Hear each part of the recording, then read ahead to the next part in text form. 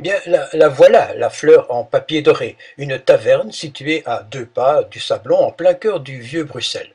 On raconte qu'elle appartenait à Léopold II et qu'il l'a donnée aux sœurs de Saint-Vincent de Paul pour déshériter ses filles, le bougre. Oui, c'était vers 1840. Bon, faudra vérifier. Puis les nonnettes sont parties et un marchand d'art du début du siècle, un certain Van Bruan, l'acheta donc ce bistrot pour en faire une taverne culturelle. Et ça a marché.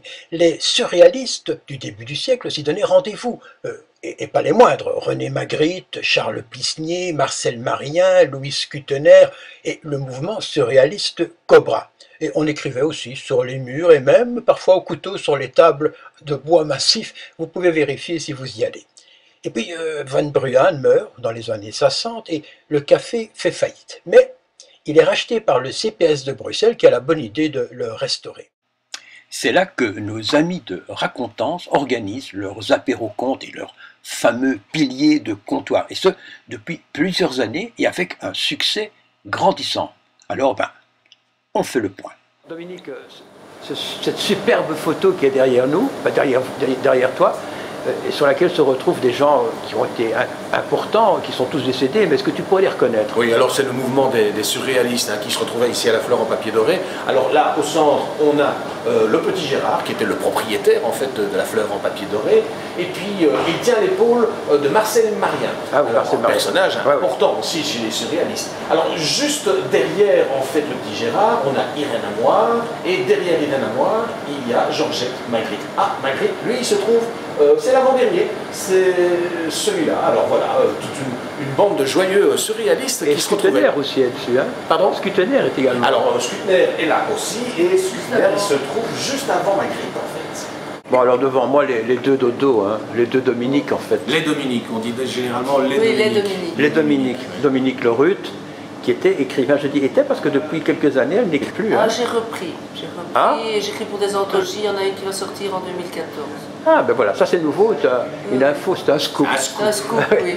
Bon, alors il y a Dominique Brinart, qu'on connaît comme conteur, mais qu'on connaît également comme journaliste à Télé Bruxelles, mais tu ne l'es plus maintenant, je crois. Ah non, là j'ai raccroché ma casquette de journaliste et je ne garde que la casquette de conteur. Voilà.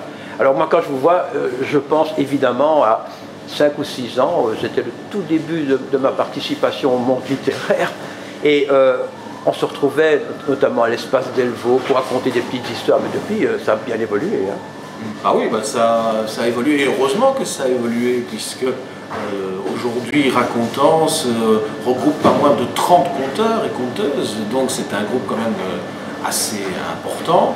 Et depuis on a créé les apéros-contes tous les mois, et là pour le moment ça marche du tonnerre, on fait sold out, la salle remplie. Et ici d'ailleurs, hein. Ici à la Fleur en papier doré. Et on a de plus en plus de gens qui viennent, et de plus en plus de conteurs, même qui ne sont pas membres de Racontance, qui viennent un jour essayer la s'amuser. Mais alors il faut dire aussi que vous avez un site mais vraiment remarquable. Ça c'est toi, ça. Oui, ça fait partie de mes attributions. Je suis le webmaster de Racontance, mais oui, ce qui compte c'est la visibilité. Donc si on veut faire parler de soi, si on veut faire venir des gens, il n'y a pas de secret. Aujourd'hui, eh bien, il faut être visible, et un site internet, c'est important. Quel est le but final de Racontance, qui est une ASBL? C'est pour finir, tu souhaiterais éventuellement en vivre, en faire une... Ah, mais de toute façon, la majorité des conteurs maintenant sont des conteurs professionnels. Contrairement au tout début, où nous étions quand même une majorité de conteurs, ce qu'on appelle des conteurs émergents qui n'en vivront pas à 100%. Tandis qu'aujourd'hui, on a quand même pas mal de conteurs parmi nos membres qui font partie de la Fédération de conteurs professionnels. Et ceux-là en vivent. Ou ils ont un statut d'artiste, ou ils sont indépendants, complémentaires ou indépendants complets. Toi, tu es rentré depuis 1 an à la fédération, donc il est considéré comme un conteur professionnel.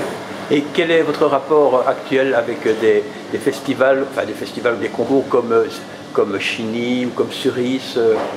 Alors, les festivals, on y est chaque fois. Hein, donc, voilà. De toute façon, c'est la réunion de famille, finalement. Voilà, on se retrouve, quoi.